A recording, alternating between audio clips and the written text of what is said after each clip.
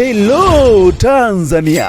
Kwanza ninakusalimu salamu. Pili, nina habari njema kwa ajili yako, hususani wewe afisa masuli, afisa tehama na mtumiaji wa mifumo ya tehama serikalini. Najua umekwisha sikia kuhusu kikao kazi cha 6 cha serikali mtandao.